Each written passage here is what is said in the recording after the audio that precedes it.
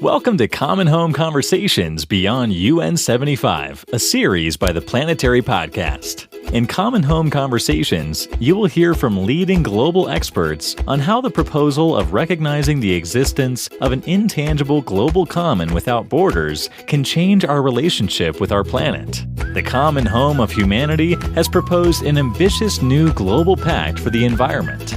The adverse effects of climate change span across borders and beyond territories. Recognizing the Earth system as a common heritage of humankind is the first step in restoring a stable climate, a visible manifestation of a well-functioning Earth system. This proposal's cascading effects would be systemic and tremendously impact international relations and economics, opening the doors to restoring a well-functioning Earth system. Common Home Conversations is the place to discuss a new social contract between society, economy, and the Earth system. Now, here is your host, founder and CEO of the Planetary Press, Kimberly White. Hello and welcome to Common Home Conversations. Today we are joined by renowned climate change expert and Earth systems scientist Will Steffen. Will is an emeritus professor with the Fenner School of Environment and Society at the Australian National University. He also serves as a counselor with the Climate Council of Australia and as co-chair of the Scientific Committee of the Common Home of Humanity. Thank you for joining us today. My pleasure. So Will, what does it mean to be an Earth systems scientist? What are you currently focusing on? Well, an Earth system scientist is someone who studies our home planet, but studies it as a single integrated system. And that's a relatively new area of science because the natural sciences in general likes to look at pieces of a system, pull them out and study them in great detail, whether it's pieces of an ecosystem or part of the climate system. You might be studying what's happening to the ice sheets or what's happening to ocean circulation and so on. And so that's the way natural scientist has worked for decades and centuries. But in fact, a new area of science called complex system science has been developing, trying to put the pieces back together and understand how systems work as complete systems. And they have things like emergent properties, things that you can't understand just by looking at the pieces of the system in isolation. So now we're applying this sort of thinking to the Earth as a whole. And we call it the Earth system because, in fact, it has properties that are characteristic of the Earth as a whole. And it has processes which change these properties. Now, in a practical sense, that means that as we look at the Earth system today, it's changing very rapidly. It's moving away from an 11,700-year, very stable state, which we call the Holocene, or the geologists call the Holocene. And it's moving away from that at a very rapid rate because of human pressures. So we're trying to understand what is it that is driving these enormous changes. And there are many interesting ideas here. One of the most important ones, though, are tipping points, which are parts of the system. When you push them, they appear to be resistant to change. But when you push them just a little bit too far, they can flip or move into another state. And some of these are linked to form what we call tipping cascades. So this really is, if you like, is the engine that's driving changes to the Earth system. So we need to understand long, gradual changes, but we also really need to understand how these tipping points may lead to more rapid change and changes that will be very, very hard to reverse. So just, again, in summary, what Earth system scientists try to do is we're trying to understand our planet as a single complex system, one that has its own properties at the planetary scale, and one which is being pushed very hard by human activities. So basically, that's what we're trying to do. That is very impressive. It sounds like a fascinating field of study to be in. I know that there are some in the scientific community that have stated that we've entered the Anthropocene due to the building pressures from humankind. And you mentioned tipping cascade points. Can you elaborate on this? Yeah, I can give a common analogy in everyday life is if, say, someone goes out on a lake with a kayak and is paddling around. You can jiggle that kayak a little bit and it returns and it's upright so you can paddle along. But if you tip it too far, it flips all the way over and you're underwater and you've got to scramble to get back to the surface. And that's a tipping point. Almost literally, you've tipped it past a point of no return and the kayak flips. So that's a very simple analogy toward parts of the Earth system which simulate similar behavior. A good example of that might be the sea ice that is floating over the Arctic Ocean. So how does that work? Well, in the Northern Hemisphere summertime, there's a lot of sunlight over the Arctic Ocean. But if it's covered with ice, that white ice reflects the sunlight, reflects virtually all of it, and helps keep it cool. But as the Earth is warming, that summertime sea ice is shrinking. It doesn't cover as much of the Arctic Ocean. So as it shrinks, it uncovers darker ocean water. That absorbs more sunlight, obviously, than the ice does. And it adds to the regional warming over the North Pole. And of course, as the North Pole warms more, the ice shrinks more. And as the ice shrinks more, it warms more. So you see what we call a feedback loop. So a lot of these tipping elements have these feedback loops. And the point here, what's the tipping point? The point is once the ice shrinks far enough, you cannot stop the process. In other words, that feedback loop will take it all the way to an ice-free Arctic, no matter what we as humans do. So that's a good, easy to understand example of what a tipping point actually is. There are other ones associated with ice too. If you look at the Greenland ice sheet, that's that big, massive mound of ice that sits on top of the island of Greenland. That's starting to melt, and it's melting at an increasing rate. And one of the important processes there is that as it melts, it gets lower. And as it gets lower, it moves into a warmer climate, which makes it melt more, and then it moves even lower. And you can see, again, you have an internal feedback that's going to cause the ice sheet to diminish very rapidly no matter what we do. I'll give you one more example of an individual tipping point, one that isn't associated with ice, and that's the Amazon rainforest. That's that big rainforest, beautiful forest in the Amazon basin, the biggest tropical forest on the planet. But that is now being threatened by two interacting processes. One is direct human deforestation, and that's obviously involved with politics. It's involved with globalization, big investment companies investing in deforestation and conversion to soya or beef or so on. And what that does is it reduces the recycling of water in that system. So basically, as the name indicates, it's a rainforest. So it needs a lot of rain to be a healthy forest. This rain comes from two sources. One is evaporation from the forest itself. It's got its own recycling system. So roughly half its rainfall actually is generated by the forest itself. The other half comes in from the Atlantic Ocean. So it's moist weather systems rather that come in and drop rainfall. So it's about 50-50. So as we deforest more that tropical forest, we are reducing the amount of internal recycling of water via the evaporation from the forest. At the same time, the Atlantic circulation is changing because of climate change, and that's reducing the rainfall coming in from the ocean. So the Amazon forest is hitting a double whammy.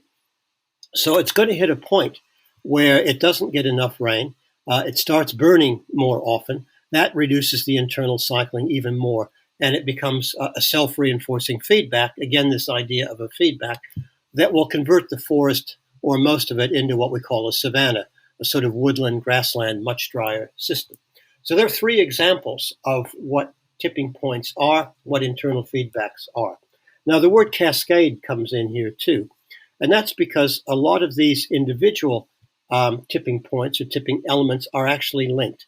And the ones I mentioned are actually a good example of that, because as you lose more Arctic sea ice, it causes regional warming. Regional warming increases the loss of ice in Greenland. Well, what happens to that ice that's melting on Greenland? Well, it flows into the North Atlantic Ocean, and it's cold and it's fresh water, so it sits on the surface of the North Atlantic. That actually slows down the North Atlantic circulation, which in turn reduces the rainfall over the Amazon. So the fact that we are losing sea ice over the Arctic is influencing what happens in the Amazon. So I could go on and on. We've mapped quite a few of these tipping points. They operate in most parts of the planet, and many of them are linked. So the interesting thing is when you start looking at these linkages, you can see that you could get a global tipping cascade initiated sometime in the future, which basically would take the Earth system out of human control or influence, and it would move to a different state, probably a much hotter state than we're anticipating, and one with very different rainfall regimes. So this is why tipping points, feedback processes, and tipping cascades are really central concepts that we need to understand how the Earth system operates and how it's changing. It really is quite concerning that we've already met several of these tipping points and are on the path to meet more. Rampant deforestation is a problem we are seeing globally, but especially, as you mentioned, in the Amazon. I believe it was last year that it was estimated that the Amazon rainforest lost an area the size of a football field every minute. And now there have been some recent studies that have shown that deforestation is leading to more disease outbreaks in humans. Bringing me to my next question. One of the main topics of 2020 has obviously been the COVID-19 pandemic. The wildlife trade has been linked to the ongoing coronavirus pandemic, as well as several other major pandemics and epidemics in past years, including SARS, MERS, and Ebola. The trade also aided in the transmission of pathogens that cause bird flu, swine flu, and more. Are there connections between COVID-19, climate change, and environmental disruption? There has been some work on this, and it's more broadly called what is the connection between biosphere degradation, which is another word for environmental change or disruption, and these so-called zoonotic diseases that jump from animals into humans. And of course, this is what's happened with COVID-19 and some of the other diseases, as you mentioned. The link there is that as we continue to degrade the biosphere, that is, deforest areas, disrupt ecosystems, and so on, it increases the probability of these diseases jumping into humans, because humans are now coming into much closer contact at the deforestation fronts with these ecosystems which are being disrupted. That's research in its early stage, and I think we need to do more of that to try to pin down exactly what the connection might be. I think the connection with climate change isn't as direct as it is with environmental degradation. That's the more direct link. But in terms of, again, as we talked about complex systems, climate change can actually exacerbate also environmental degradation or disruption. And in that regard, it could also be a contributing factor by increasing droughts, increasing fires, and so on. So again, this is a really good example, I think, of a very complex set of interactions that eventually link very dangerous diseases to humans. But ultimately, it's pretty clear that if we have a stable climate and healthy, intact biospheres, we actually do reduce the risk of these so-called zoonotic diseases like COVID-19. So yes, there is a link. I think it's a fairly complex link, and it's one that we actually need to study a lot more before we understand it in great detail. So essentially, everything is connected.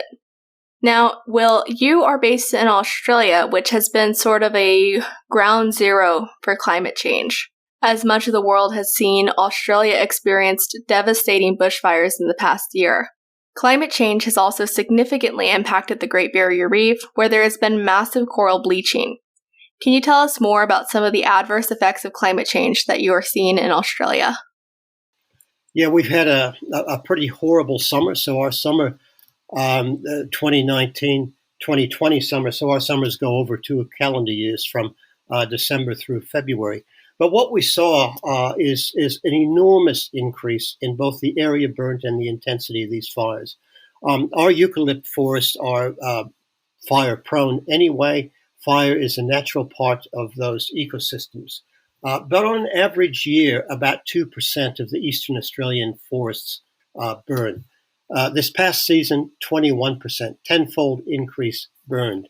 The season started much earlier, so it was actually starting in August, September up in Queensland, which is just as when winter is ending. And then it moved down the coast as the summertime conditions came into play in New South Wales and then down in Victoria. But they burnt for many months. The intensity was enormous. They caused their own fire weather. We had firestorms, tornadoes caused by the fires themselves. They were so disruptive and so damaging that one of the aircraft that was used for fighting fires, in fact, Unfortunately, it was some Californian firefighters who'd come across to help us, but they weren't familiar with the intensity of the fires that are generated over here. And unfortunately, they got caught in a tornado, and it took their C-130 down, crashed, and killed all three of them. Overall, fatalities were between 450 and 500 people were killed, much of that by smoke inhalation. About 35 to 40 were directly burned to death. About 3 billion animals, kangaroos, koalas, other marsupials, about 3 billion were burnt to death. A pretty horrible way to go. And there was a lot of psychological damage done to humans, both from the fires themselves, from having to evacuate. Several communities along the coast were actually isolated and pinned against the ocean by the fires, and they had to be rescued by the Navy.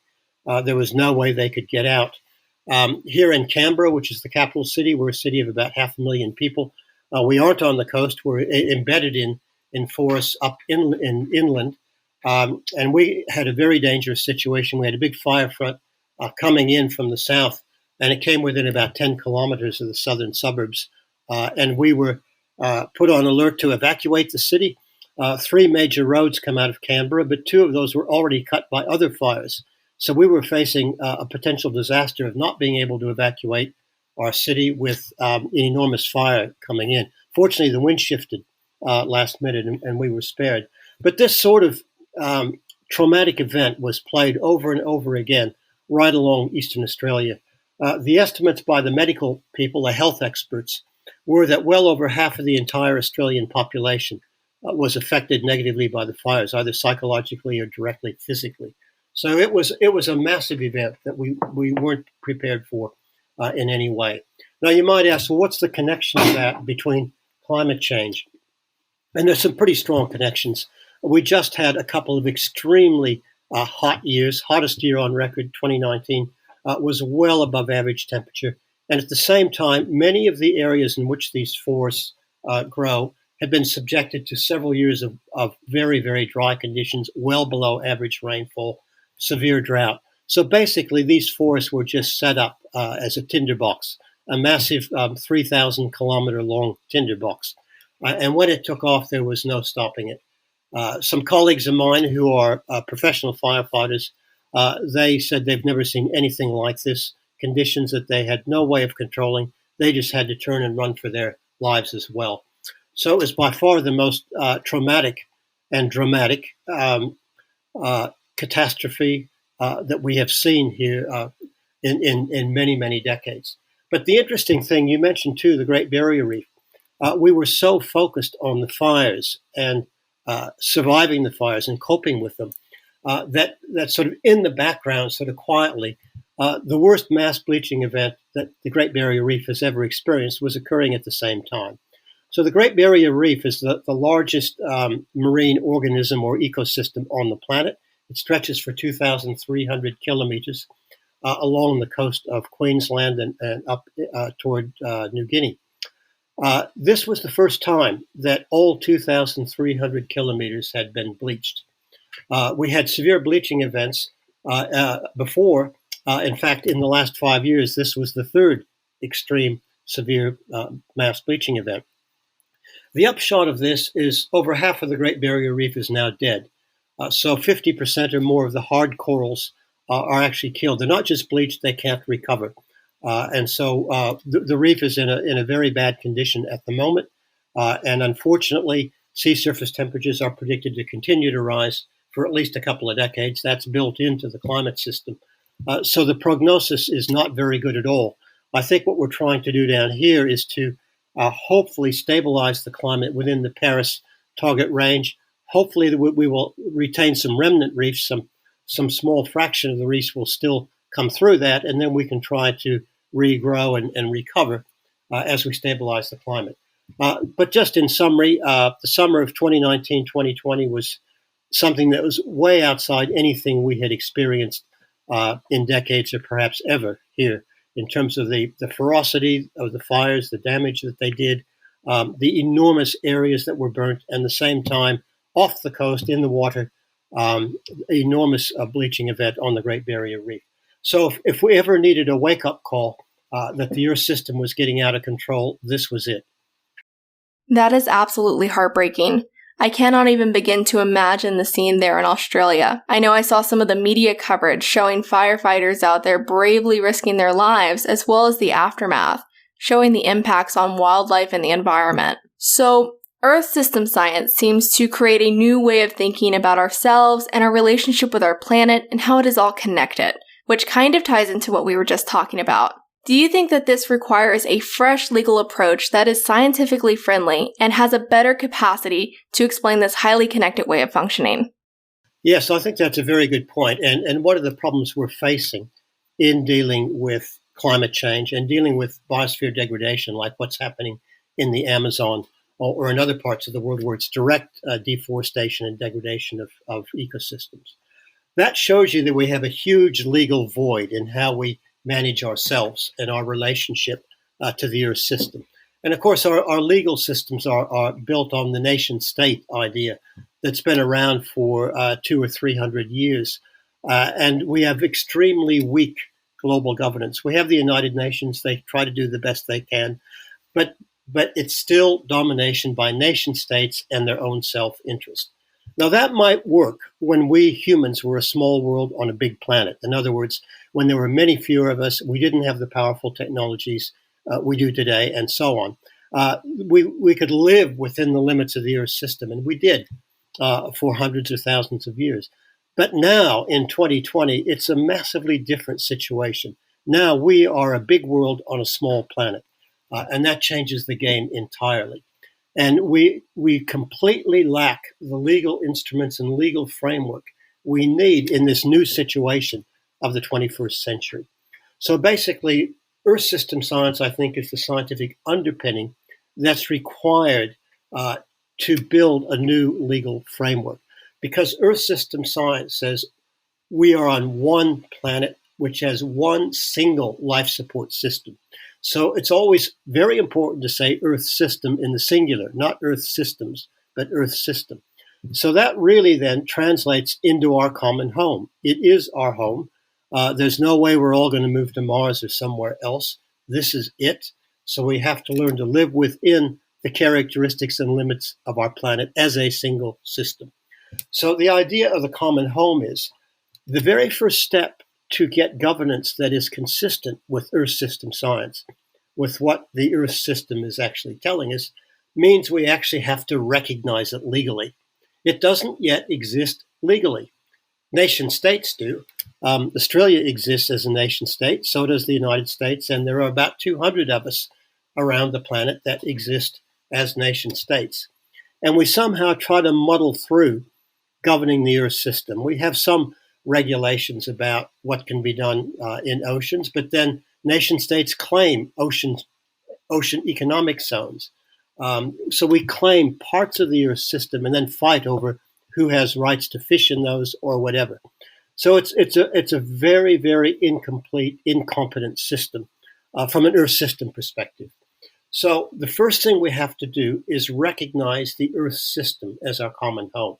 So we have to legally recognize a system, an intangible system. So we recognize territories. We recognize the continent of Australia.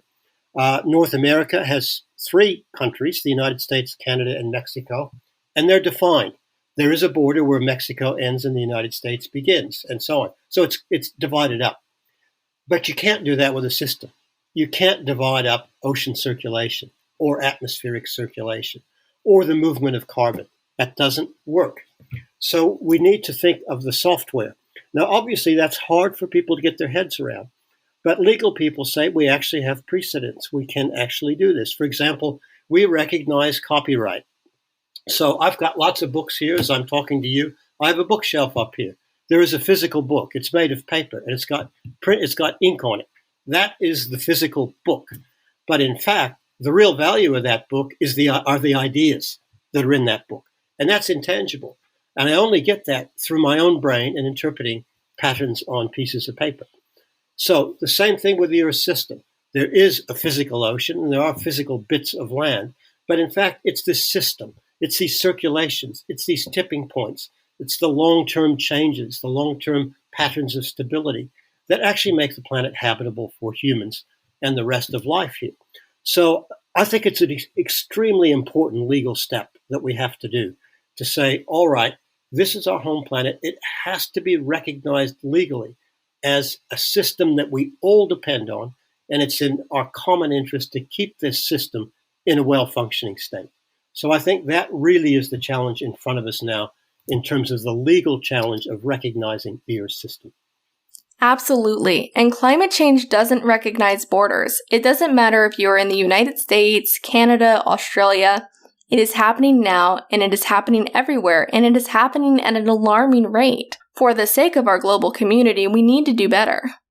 Now, you are a part of an organization that is really working to make a difference about this. You are on the scientific committee at the Common Home of Humanity. Can you tell us more about this organization and how it can better address climate solutions?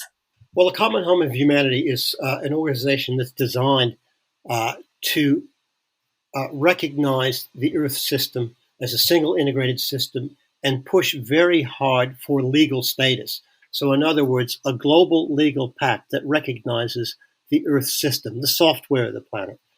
And I think to make that work in a legal sense, we need to have scientific backup, because this is a new concept to a lot of people. It's a new concept, particularly to people who are not natural scientists, who are in the legal profession, or are politicians, or are economists, or other people in other spheres of academia, or in politics, policy, and so on. There needs to be a solid scientific background that, first of all, understands the Earth as a single system, but I think really importantly understands how this system operates. Because, it's not an even system. For example, the Amazon rainforest is extremely important for how the entire global system works. So who's responsible? It sits in 9 or 10 South American countries, with much of it in Brazil.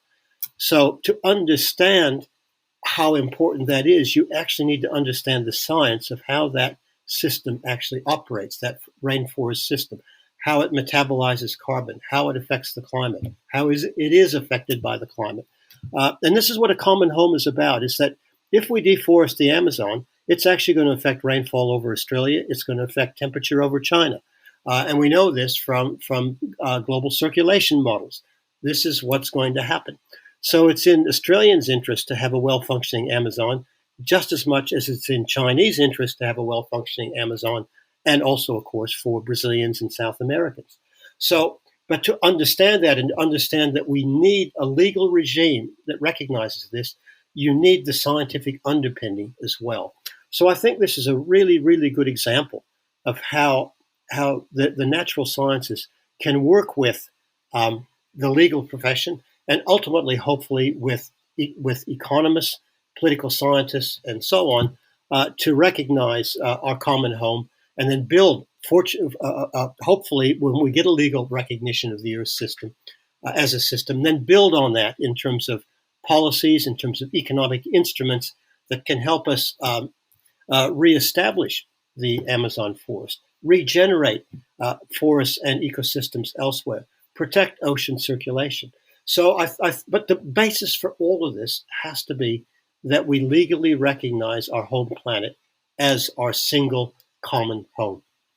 We are all global citizens, so these shared assets really do concern everyone.